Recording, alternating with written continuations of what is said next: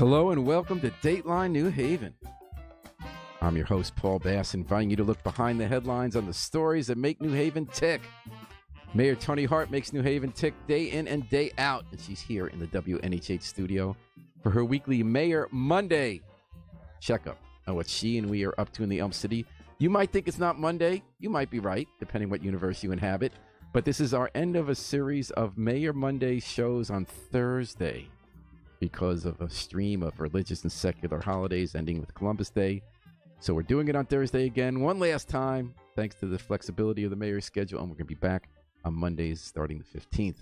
If you have a question for the mayor, feel free to pop it to us via Facebook Live. Brian Slattery is sitting in for Harry Droz behind the controls, the second bravest man in New Haven after Harry Droz, and he'll be watching for your comments there. And we want to thank Gateway Community College and Birch and Moses PC for providing financial support for today's program. Mayor Hart, nice to see you. How you doing? Good. How are you? Good. I just, being outside today just makes you feel good. It does. I love that slight little breeze. It's nice and cool. It's not invigorating. humid. It's really, really nice. No floods, no calamities. Not today. We don't live in Hamden, so we don't have to worry about freak disasters every other week that don't touch any other neighboring communities. Aren't you kind of glad sometimes that you're not the mayor of Hamden? Oh, yeah. I don't know what it is. It started with 89 when we had that storm that was a tornado only in Hamden and actually destroyed people's lives. And absolutely. Us, a whole housing complex, yeah, I think. Yeah. I remember that. And then more recently, we had a tornado hit them 2 months ago. And then even a week ago, when there was a big rainstorm, they had people lost their power and everything. Yeah, it's amazing that so much of it happens there. I wonder if there's something geographically, typologically. Yeah, something about his weather patterns change. Are you just in enough? Oh, we think it's West Rock. Interesting. Oh, it might be. I was wondering if that sort of hill was something that would make a difference. West Rock. And, we're blessed. Yeah. And what is that? The Sleeping Giant. That's right. Yeah. Between the two. Okay, we figured it out here. Maybe. We got the first mystery solved in Mayor Monday here on Thursday. But Mayor Harp, my bigger mystery is what happened to the vowels. What vowels? Oh. There's been a vowel shortage in New Haven, which might be, I have a theory on that one too. Next Haven? Yeah, Next Haven. So there's a great new project developing Dixwell. Dixwell itself is undergoing this great new renaissance. I mean, all these projects in the works, from the new senior housing that's going to be on the vacant lot there, to the new workforce housing that's near the old Cardinals, to the new, new businesses like the new cafe there, to the old Bicknell factory that was empty near the Elephant Room gym that's becoming a new artist complex where artists are going to live, have studios, programs with kids. Titus Kaffer, who's our really famous young artist now, who's worked with Spike Lee and everybody who's settled here, lives in the neighborhood. And yesterday you led a tour of the complex. How's it looking? Well, actually Titus led the Oh, that's right. tour. And they look so, in Markeisha Rick's pictures, we thought it kind of looked like a movie. They all look like characters in a movie. They look kind of interesting and loose and fun, and there were these great backdrops, of the factory in progress. What did you think? I think it's an amazing project. I really do. It's and it's sort of so multidimensional. It's going to be a place where artists can have a fellowship that is a year-long fellowship, but then our young artists in our high schools who live in the neighborhood can be mentored, be mentees who are paid throughout their high school experience. So that could go on for at least 4 years if they're artists. And it's not just the visual arts, but also dance and perhaps even theater. Wow. And it's also a place for people to live. So there'll be opportunities for people who are, I guess, in the fellowship to live. There's a whole section, a new section that's being built for, I would say, affordable opportunities for residents, for artists, residents who are developing their craft. Now, he's pretty clear, by he, I mean Titus Kaffour, is very clear that these are artists that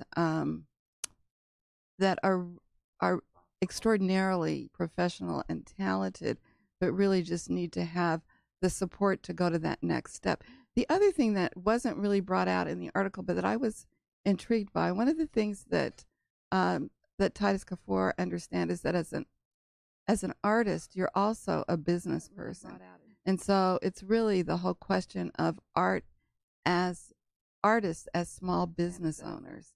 And so teaching them the craft of being a small business owner, how to interact with the market is another thing that will go on there, which I think is really amazing. It's probably one of the only places in America where you'll get to learn that too. That's great. And I forgot to mention some other stuff in Dixwell. A block away, you have hundreds of new apartments coming in, an empty factory.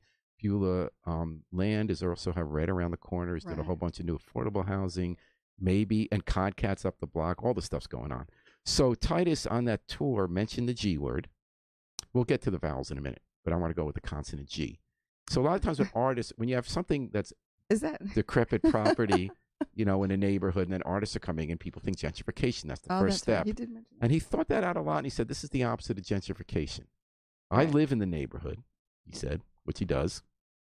And these are going to be like high school kids working there. Artists don't have a lot of money. Community work that in all ways does not price anybody out of the neighborhood. As more people living, Hill House High School is a block away. These kids are going to be in here all the time. That this is sort of the way you build up a neighborhood, make it lively and fun and interesting without gentrifying and pricing people out, but actually living here and being rooted here and want to make a part of the community. I thought that was an interesting take. I think that was a very, very interesting take.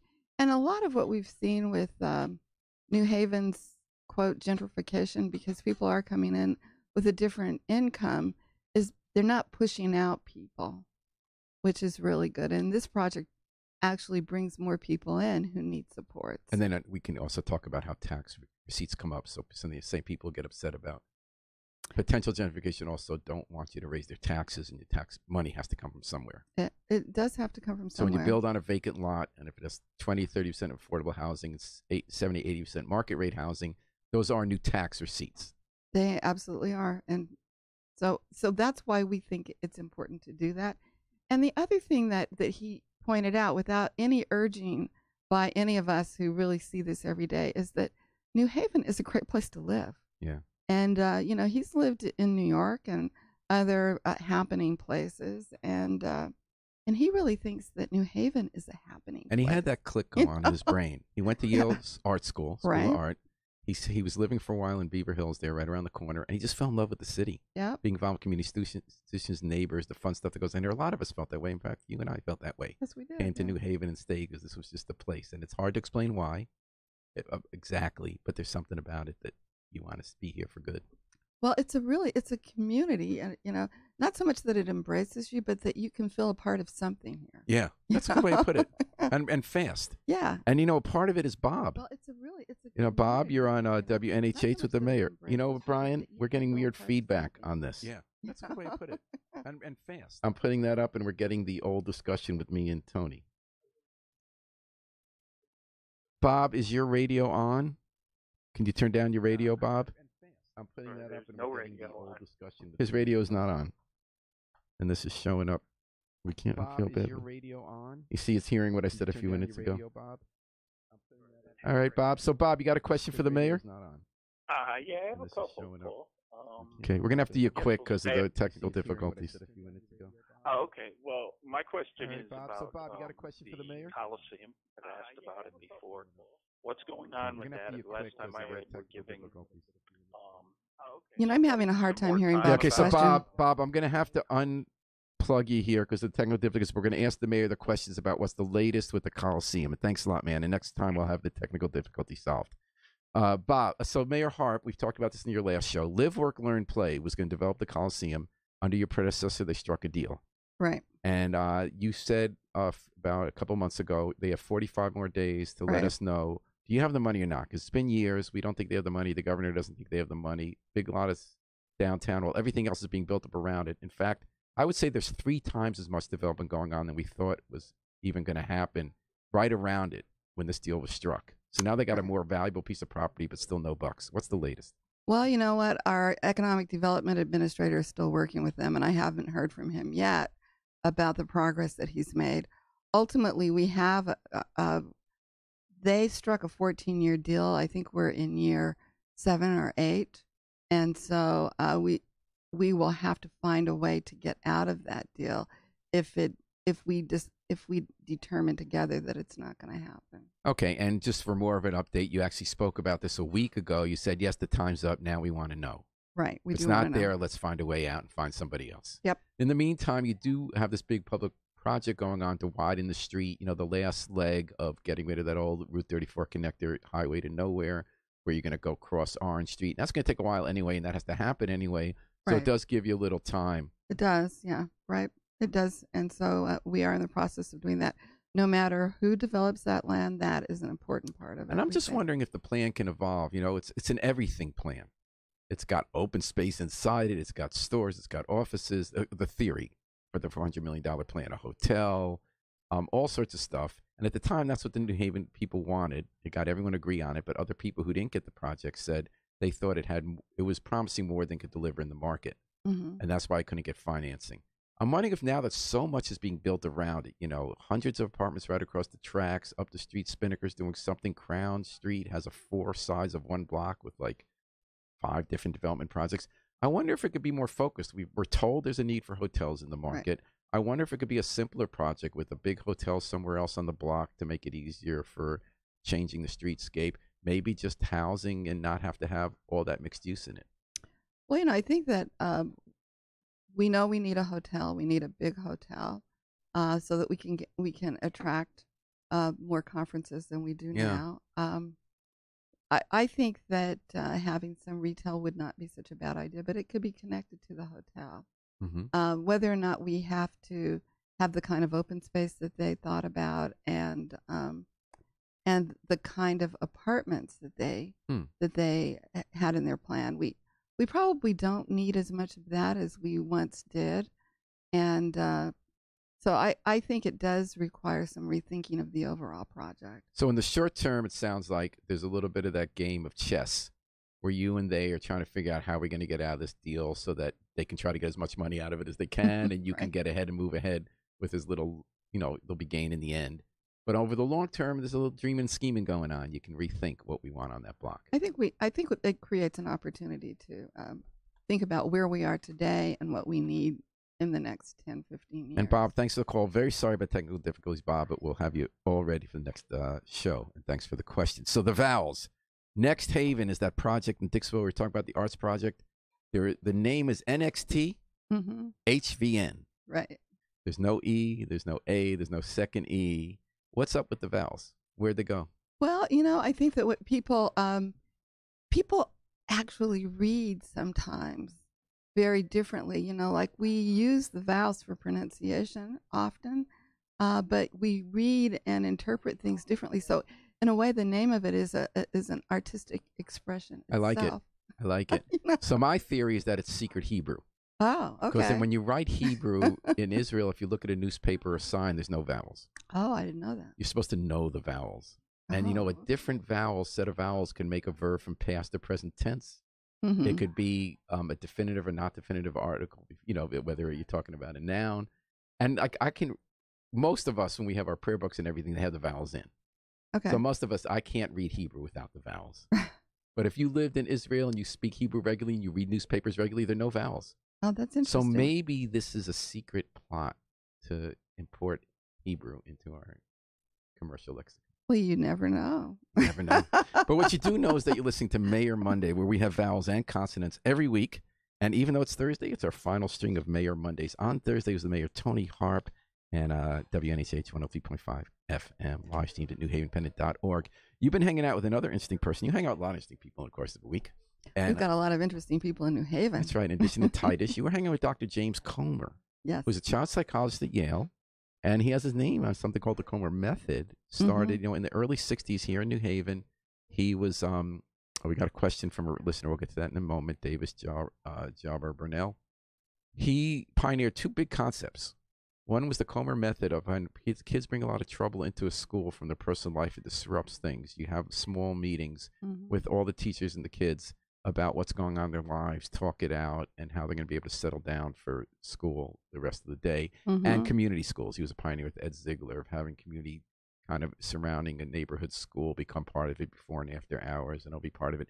You were hanging out with, what were you and Dr. Comer talking about the other day? Well, the other big idea that he has is this whole idea of social emotional development, and that that social emotional development first equals academic development, so that you've got to help a child who to deal with and actually a learning community of adults. You've got to recognize the social emotional development where they are, and if they need to actually be helped to move up in order to create the setting for a good learning environment. And so that is where that's what he's really thinking about right now, and how we in New Haven, particularly in New Haven Public Schools,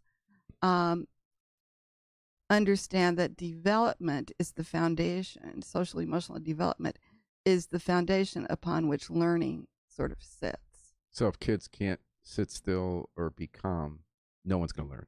They are not going to learn, and they may even interfere with the learning of others, because the teacher has to spend so much time dealing with that development issue. This has been a big theme of your administration. USTAT is the program deals with a lot of those kids, identifies them, helps them before they get in more trouble.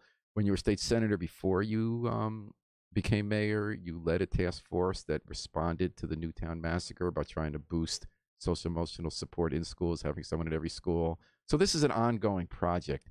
After talking to Dr. Comer, where do you see yourself and your administration going next with this? Well, I think that one of the things that he challenges us to become is a developmentally appropriate city, so that everything that we do, we see through the lens of development, and we try to work to assure that everyone who lives here, everyone that works here, has sound social emotional health. All right. From your lips to God's ears. Davis Jabbar Burnell writes in, thank you for listening. Are you going to ask the mayor about the trips and unauthorized credit card charges? So that was the story about catching up with record keeping. Big mistake. It's not unauthorized trips. So that's inaccurate. What is accurate is that we were not aware of sending into our finance director the appropriate forms, so that the monthly reports would have our travel on them. So the way that it's been discussed is pretty inaccurate. These trips were all they were all appropriate, and they were all approved by the various departments. Some of them were actually paid for by outside organizations. Some of them were paid for by credit card. We see credit card usage as just another way. If they weren't paid by credit card, they would be paid by something. And for my trips in particular, most of them were U.S. Conference of Mayors. For the money that the city spent, we received maybe 10 times more in terms of special grants that we had for special issues. So wasn't inappropriate. It was just a matter of making sure it was documented on the right form. We now know how to do that, and that will happen. So the article itself, and looking at the credit cards, aside from the one instance where we had an employee who took the credit card, she was homeless, took the credit card and used it to live for 3 months in Village Suites, there was no inappropriate usage of credit cards. And you held a press conference about this. You said that one unfortunate incident helped you see that there was a bookkeeping issue. Right. So that because of that, you're now going to keep better records. You found out a way to do that. We have we found the right form. We are going to make sure that those things get into the monthly record that will be available for all New Haveners to see, so that they'll know exactly where we're traveling to and why, and hopefully that will satisfy everyone's curiosity to make sure that what we're doing is on behalf of the residents of our city and our growth and overall economic development, and oftentimes to provide resources and services that we can't provide through general and other special funds. And I think you also said that using the credit card sometimes saves us money. Like sometimes it's a decision to use the credit card because we're in a rewards program. Yeah. So if you're going to go to a conference and if there's going to be a meal or a ticket, if you put it there, we'll get some money back. We get money back for our travel. In particular, using the P cards has paid us maybe 10 times over what our travel What's a P has card? cost. Well, it's a credit card. We just call it a P card. See, I'm always suspicious of rewards in my personal life. Oh, purchase cards. Okay. Yeah. And Joanne Levitt-Vilio writes in, oh, sorry if I mispronounced your last name. What about HARP's use? And I think your answer was these were routine approved conferences and stuff that have paid back more than what they cost by the kind of grants we get from government. Oh, absolutely. U.S. Conference of Mayors works with a number of foundations, and they provide opportunities. We learn about them there to compete. Our cities receive 3 or 4 of those, over $250,000 worth of benefit to our city. All right, and thank you for listening. Thanks for the questions, Davis Jabbar Burnell and Joanne Levitt-Vilio. So Mayor Harp, you went to Harvard again. I did. So what were you doing at Harvard again? You're at some ongoing course, right? Every few months, people go for a couple of weeks. Mayors from all over the country to learn how to run cities better. Is that right? Well, this particular time that I went to Harvard, we have a Harvard fellow, Kelvin Roldan, who is getting a doctorate in education, and so we're required as his supervisor to go to these meetings, and this is in the education department at Harvard. But they also, because it's a leadership doctorate for education, they also provide some leadership training to those of us who are supervisors so that we can oversee the work that our fellows are doing in our cities. Okay. So what'd you do? So we looked at the overall project that the fellows doing. One of the things that we learned when the new superintendent came in, that when you look at, we always say that we're a portfolio school district, and yet there is a definition of portfolio, and the way in which we think about portfolio is a little different than that definition. And so the project that he's going to be working on is looking at the definition of portfolio, sort of then overlaying what it is that we do, and then making recommendations about how we become a little more in line with that definition, and working out with our system, our Board of Education, and our superintendent, ways in which we may want to be a little bit different than that definition. What is a portfolio system? Well, it means that there are a number of different schools that have different themes that parents can choose from to send their children based upon their children's interest. So, like, you have a math and science school, you have a theater themed school. Some places everyone just goes to their neighborhood school. Right. Here you can go neighborhood school, hopefully, or you can go to one that concentrates in a certain area, direction that you'll be interested in. Right. And we're going to refine what that means, I guess. We're going to refine what that means. One of the things that he pointed out to me and that I'm learning is that normally in a portfolio school district, there's a lot of independence that those schools have that our schools don't. So we probably need to look at what kind of independence really needs to happen in these schools in order for them to more meet the model. And then where's the comfort level with the Board of Education and with the superintendent on that independence? And that's a push and pull, because we have standards. Like exactly. You say, we want to be a city that reads. You said you had a goal that everyone's able to read a grade level by a certain time. If you have that goal, then you're going to make sure every school is checking in with how you're trying to get that goal. But if you want to give them autonomy, you also give them some room to experiment how they get to that goal. Right? Sure. Now, we did, although I didn't go to Harvard to do this, we did have a Bloomberg-Harvard meeting. But that's what the other thing is, Bloomberg-Harvard. So that's what you picked for that program. And so it was on leadership, and as a result, but it's done at your desk, and you meet with everybody on this online, which is really amazing.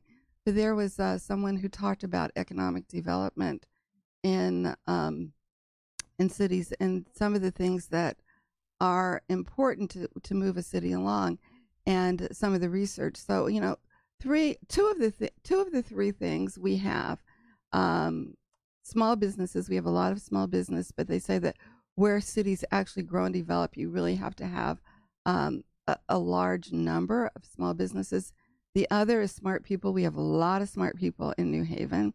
But the other, which is very interesting, and I know people hate for me to say this, but you've got to have an easy way in and out of a place. Why would anyone hate that? Well, there are some people who They think like that, traffic you know, jams? like, well, they and they don't really want to develop our airport. So, uh, Oh, okay. and you know, one of the reasons we lost Alexion was because of how difficult it is to get in and out of New Haven to go to other parts of the world. So, um, that's a real issue if we want to be one of those cities that is really hot and moving forward. Which I think we are. I think Well, you're talking we about are. making it more so. It's Stay about making it competitive more in so. a world of city-states.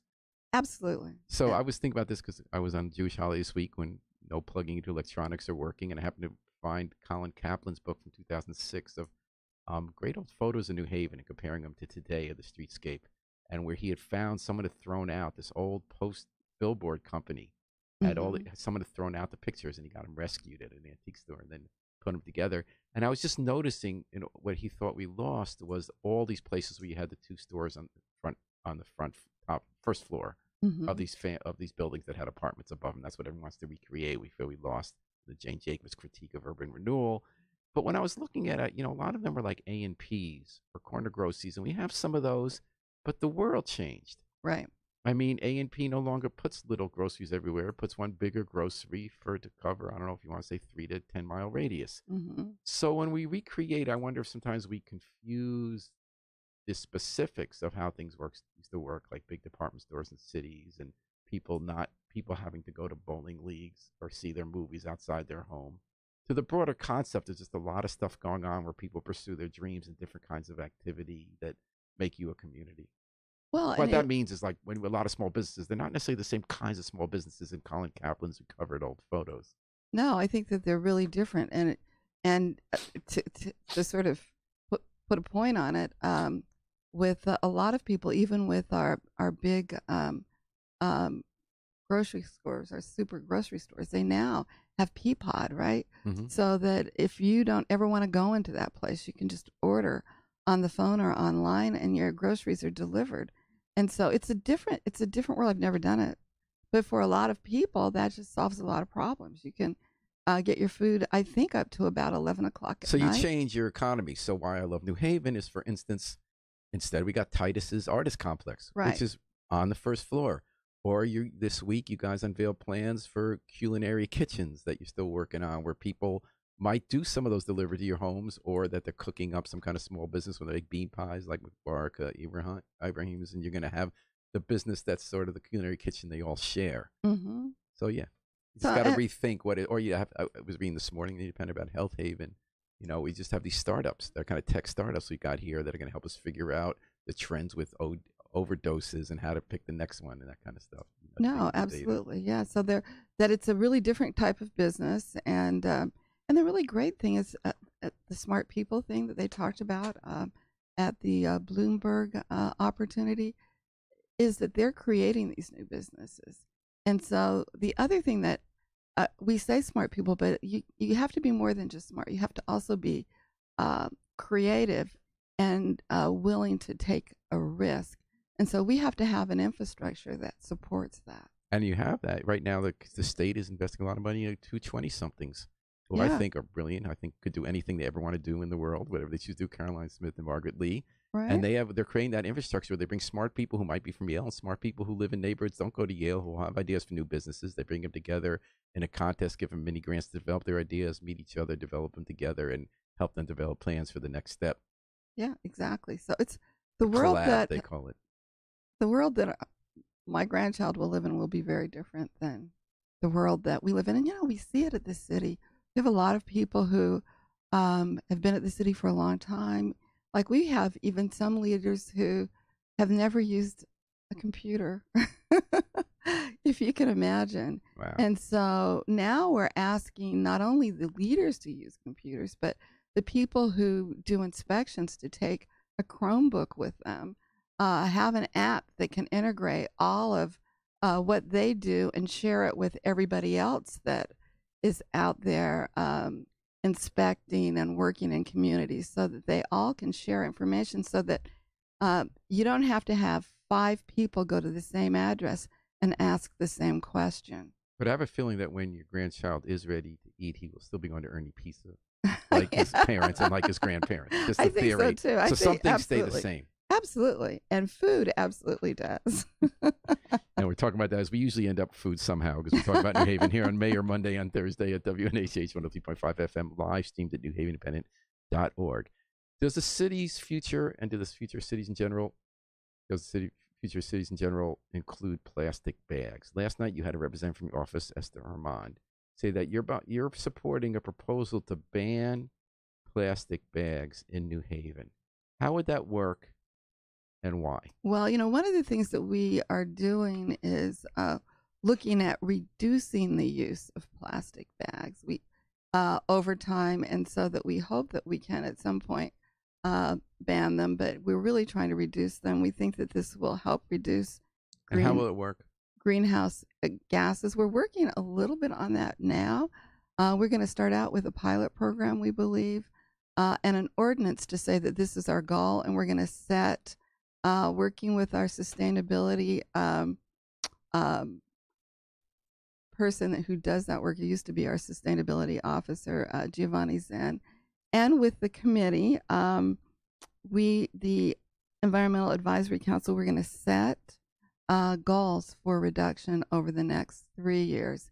And then after that, set them beyond, so that we're not asking people to sort of get rid of plastic immediately, but to help us, some people will, to help us reduce the amount of plastic that is in our waste stream. So what kind of first steps are you thinking of? Like having grocery stores not use those, or? And, having at least options in grocery stores. So I see you all the time at Edge of the Woods, and they always ask us plastic or paper. And so what we want is for people to understand the importance of using paper. I enjoy using neither. When I go to Edge of the Woods, I have my bags in the back of my car. Right. Those knit bags you get at conferences or whatever. Yeah. I love doing that. I feel like that's part of feeling healthy shopping there, is I also feel like I'm not using any new bags. And I think that's really important, and getting people to see what it is that you do in that, and to understand that it's cool. It is kind of cool. And that we're really helping the environment. My sister makes fun of me because I crammed 2 bags worth in each bag from when I look at them. Hank Parker, you knew him well. Oh, I did. He was a leading figure in black politics, paved part of the route that you ended up walking down as a mayor of New Haven. He ran for mayor in the 60s and the 70s, late 60s, late 70s. He did well. He became the first, I guess he wasn't the first African-American state treasurer, but he was state treasurer for many years. He was a leader during the turbulent late 60s and early 70s with the Black Coalition. And he lived in Worcester Square, one of the most beautiful streets in town, especially that month of the year when the cherry blossoms cover Hughes Place. So he died, 90 years old. Any thoughts? I think that he did help change the face of New Haven, and that he helped to empower the African-American community. And personally, he was very helpful to my husband and his business, and gave him hope that he could actually be in business. Mm-hmm. And so he did. So that was immensely. So you're like your husband, an architect, came to New Haven for grad school, sort of like Titus. Yeah. So did Hank Parker play the role of saying this is a place where a talented African-American man can put down roots and thrive? Yes, he did. And at the time there were a number of organizations. I think Hank actually ran one. The Black Coalition. Yeah, and he really felt like this was a place that would support his aspiration to be a business owner. It's kind of interesting to roll it in different groups, not always ethnic, sometimes religious or geographical. That certain kind of unofficial people play in giving that message to people who are here and saying they spot that someone has energy or talent and says, we want you here and be part of things, and I might know someone who can help you, or just tell you I've seen other people do it. I know Norma Rodriguez-Reyes, who publishes La Voz. I see people coming in here just to meet her in the Latino community and say, like, I have ideas. How do I succeed? And she kind of points. I remember Norma Franceschi for many years had the store on Main Street, which is not a main street, in Fairhaven, where she was from Argentina, and a lot of Latina immigrants, I'm talking now 90s, early 2000s, used to kind of come there as their first step about how do I become part of this community? How do I link up with other people? Those kind of people, they're guides. But Hank was also prominent. I mean, he won statewide office several times. He dealt with, millions and millions of dollars on a daily basis of state investments as the treasurer. And he was one of the first, and he's done so much nationally for people as well. I go to places around investing and having women and minority investment officers and fund investors, and Hank Parker started all of this, and so it impacts not just New Haven. And I've got to tell you a story about New Haven, but it also impacts across the United States. He's done extraordinary work that we don't even know about in his role nationally, in pulling together this whole idea that women and minorities ought to have a place in investing money. And I mean, when the state securities. investment, and you've talked about that in New Haven about like if you're investing pension funds, you're going to get the same return. Look to include Right. Black-owned and female-owned businesses. And minority-owned. So this just last time our SURF pension met. That's the Public Employees Retirement Fund. Yeah, our city employees retirement fund. And we were looking for alternative investors because we have a whole rubric around the types of funds that we invest in so that we have a real balanced portfolio. And so we were looking for a portfolio that managed debt and other kinds of things. And we had two companies come in. One we knew was a women-owned company, and another, it just so happened, was a minority-owned from Salt Lake City. They were Chinese. And so they both came in, and we had $10 million that we were going to invest. They were guaranteeing that we would make anywhere from 8 to 12, maybe which even is high 15 return compared, because I think it's more like 5%, if I'm not mistaken. Right. We usually get a return. And so we looked at both of them. One, the Chinese company, we didn't even really think of as a minority company, but it was. I made that case. And then the women-owned company was from New York. So we decided to split it and give 5 to each. And then we happened to notice one of the buildings in one of the programs that they gave us around their work. And it looked like it was a New Haven building. Turned out they invested in Center Plan. Oh. And then we called and said, and they didn't even, the people who were trying to sell us didn't even realize that they had done this. Then we asked both companies wow. to look at how much investment they'd done in New Haven. And it turned out that they did, like over $150 million worth of investment. So not only are we getting women and minority companies, these are companies that invest right here in New Haven. Center Plan is one of those 5 separate development projects on the 4 sides of the block at Crown and Chapel, and that's was Robert Landino's company developed that. But were they the group that then bought it from Center Plan? It was they were the people that they went to for the original resources. Yeah. And my theory is that what makes them a minority-owned company is that not that they're Chinese, but they're non-Mormon from Salt Lake City. So all Utah companies not controlled by a Mormon investor is a minority. Yeah. Going back to Hank Parker, so listening to you tell that story and where you ended up and where you started, I was thinking about how the discussion of civil rights evolved, as we can see through the life of Hank Parker. Right. If I'm not mistaken, didn't he start out as a teacher? He was, yes. And then a community organizer, very much in the civil rights mold, and leading marches and stuff. Mm-hmm. And then he ends up being a state treasurer who applied those values to where we invest public dollars in the private sector. Absolutely. And how you get private companies run by women and minorities to succeed. And that one could argue that over the course of his lifetime, that's where much of the productive discussion about civil rights that empowered, you use the word empowerment, the Black community traveled along with Hank Parker in his life. Absolutely. You can probably see various touchstones of his life that really reflect how particularly minority communities became a part of the whole of this country. And then you drop the values in vowels in the 21st century, you get next haven. Sorry about that. We got a big decision coming October 15th with the Crown Street Garage. It's been kind of fun to watch. It's one of those good problem things when you get two good ideas, 2 good groups of people who are invested in New Haven, want to do something with a property the city has vacant that I want someone to run. And that's to create our next big entertainment venue, or next middle-sized entertainment venue in the heart of our thriving entertainment district. That's that garage at Crown and College. And we have the people who do our nonprofit theaters in town. And with Albertus Magnus, want to make it sort of a Joe's Pub collection of rehearsal spaces and small theater spaces. And then the wildly successful College Street Music Hall people who want to have a venue in between the size of Cafe 9 and College Street for the acts that come there. Any predictions, thoughts about where that's looking? Well, I really don't know. There is a committee that is looking at it, and so hopefully they will act soon. I have tried to stay out of it. Good idea. As we said earlier, you're gonna. I'm guessing. I don't know how you operate. I knew how Ben DeLito operated when he was mayor. My guess is that you make the phone call to the winner, and your Matthew Emerson, your economic advisor, makes the call to the person who doesn't get it.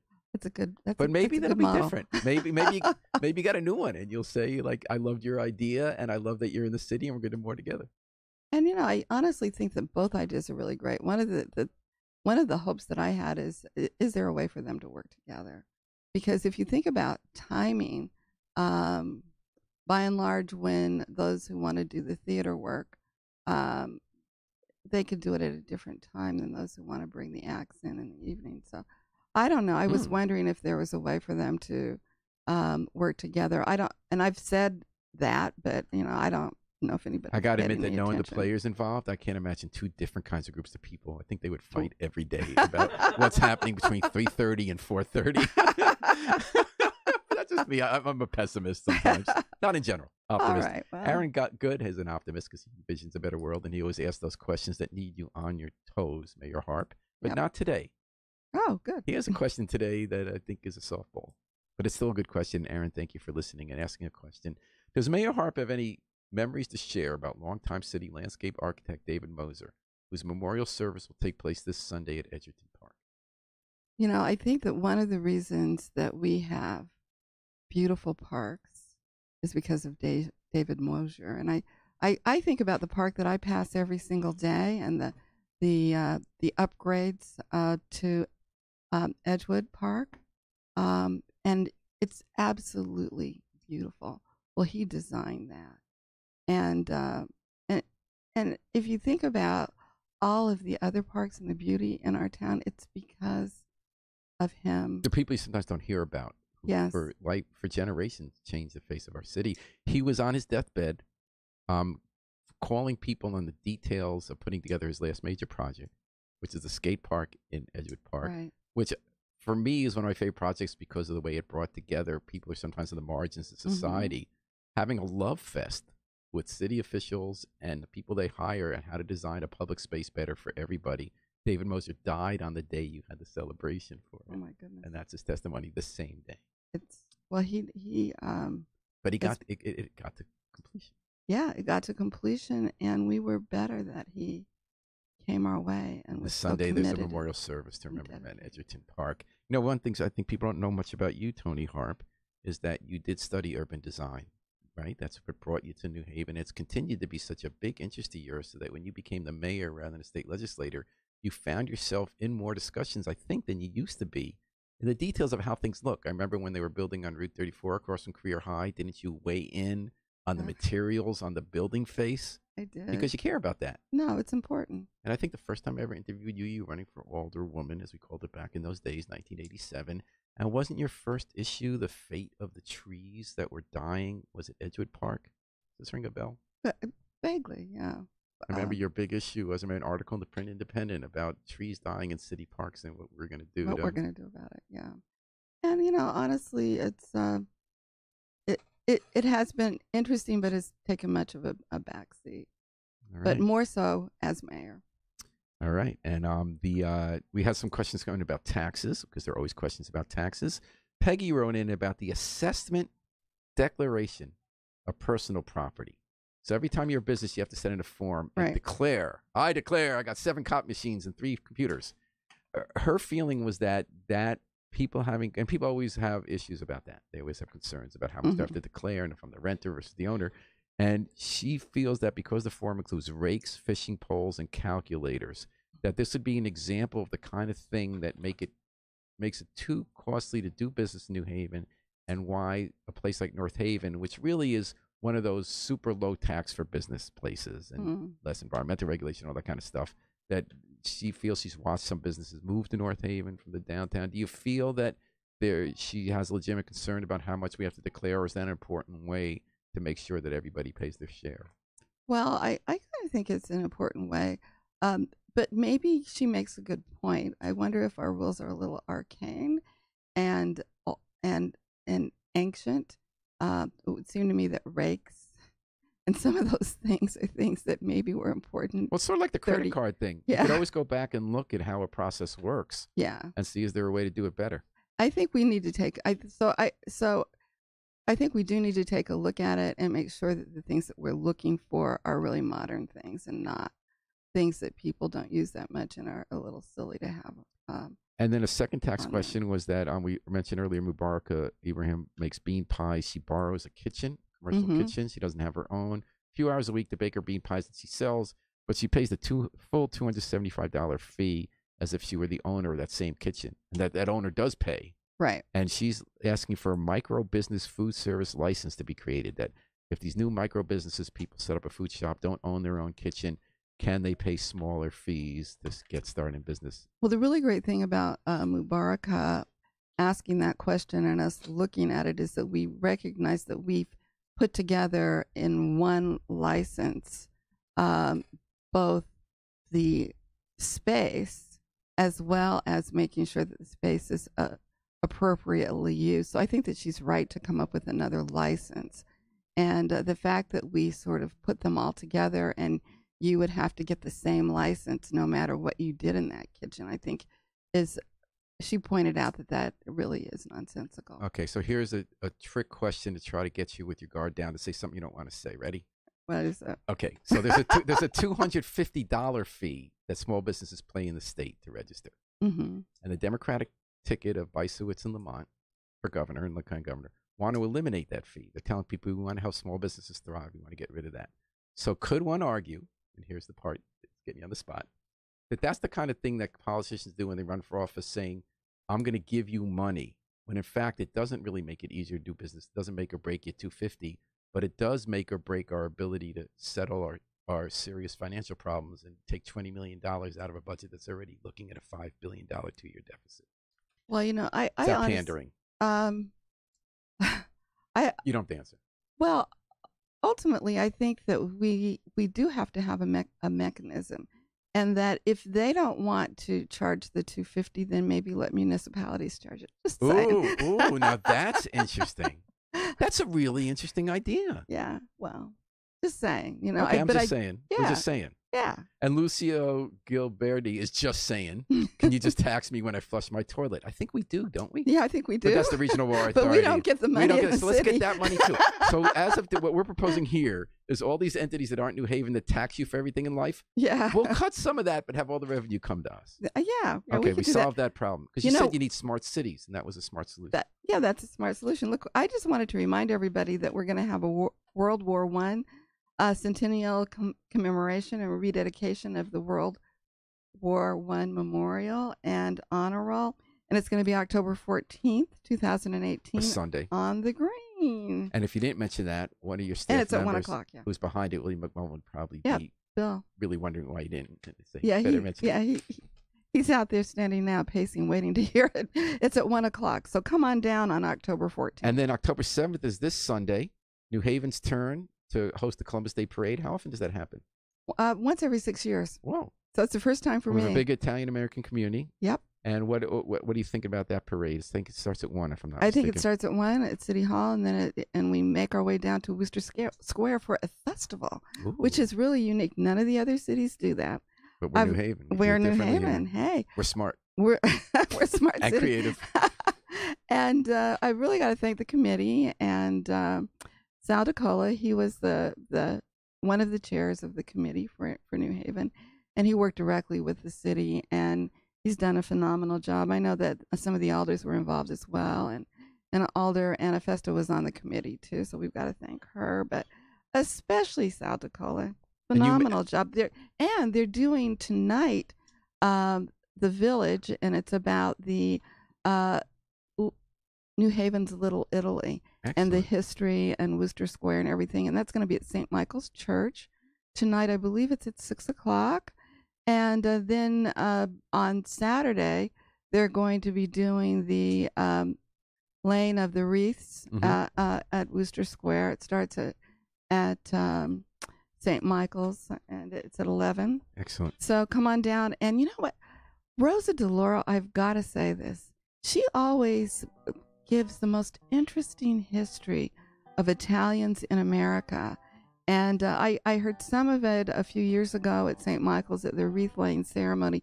But last night she gave an extraordinary speech. And it's so interesting to me that Italians and African Americans around lynching and other kinds of things have so much in common. King Lansom developed part of African American leader in what they call New Liberia, part of Worcester Square back in the day before Italians came.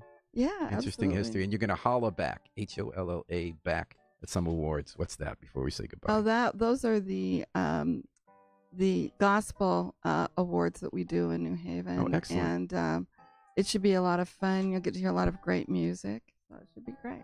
Awesome. And that holla does have two vowels, O and A. And two L's. I don't know. That's right. So Holla. sometimes there's still room for vowels in 21st Smart New Haven, 21st century. Mayor Harp, thanks so much for coming in and making our day here on Mayor Monday on our final Thursday installment.